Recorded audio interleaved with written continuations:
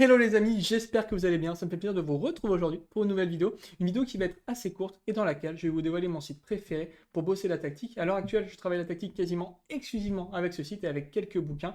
Et ce site, ce n'est pas Chess.com, ce n'est pas Lichess, mais c'est Chess Tempo et on voit ça maintenant. Nous voici sur Chess Tempo, alors je sais le site n'est pas très joli mais c'est pas grave, il y a tout ce qu'il faut dessus. Il y a plusieurs onglets disponibles, on a joué aux échecs en ligne qui va nous permettre d'affronter d'autres adversaires en ligne. On va avoir l'entraînement final qui est très bien foutu, je vous en parlerai dans une prochaine vidéo. On a l'entraînement aux ouvertures également, mais nous, ce qui nous intéressait aujourd'hui, c'est l'entraînement tactique. Alors, on va cliquer dessus, et là, plusieurs options apparaissent, et notamment changer l'ensemble sur laquelle on va se précipiter. Et là, il y a plusieurs options, encore une fois, disponibles dans plusieurs sous-menus.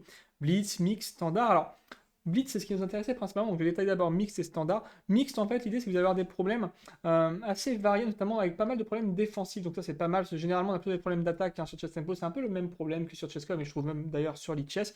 Là, Mixte, on va avoir pas mal de problèmes défensifs. Et puis, il va quand même falloir les résoudre dans un temps donné. Alors, c'est un petit peu plus large qu'au niveau du Blitz, je vous en parlerai juste après.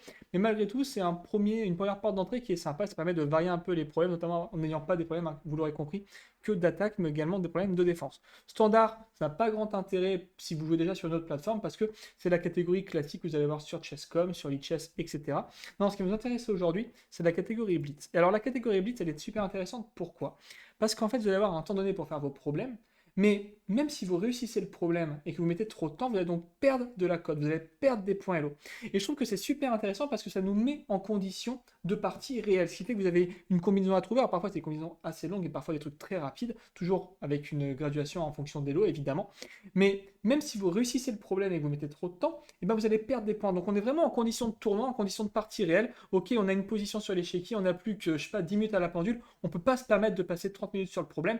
Et donc c'est une super méthode pour poser notamment la tactique rapide, les petites combinaisons, à coupler évidemment à des problèmes stratégiques un peu plus longs. Et ça, je vous conseille de les faire notamment avec des bouquins, mais on pourra en parler dans une prochaine vidéo. Alors une fois qu'on a changé l'ensemble, on met la difficulté, facile, moyen ou difficile. Moi je vous conseille moyen, c'est le juste milieu, ça me semble vraiment pas mal. Et puis bah, vous lancez le problème. Ah, on avait déjà un problème en cours, bah, c'est pas grave, on va abandonner puis en relancer un pour vous montrer comment ça se passe. Tac, on relance. Et donc, voici comment ça se présente. On a un échiquier tout à fait classique. On va voir le dernier coup joué par l'adversaire. Et maintenant, à nous de faire le prochain.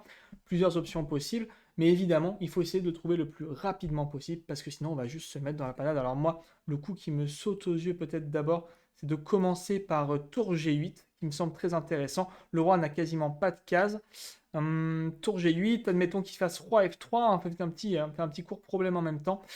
Euh, Oh bah non, on va partir sur tour, pas sur tour G8 peut-être, mais simplement... Non, si tour G8 je pense. Si tour G8 ça me semble bien. Tour G8 et maintenant on peut ensuite, je pense, simplement prendre le fou, on risque plus rien.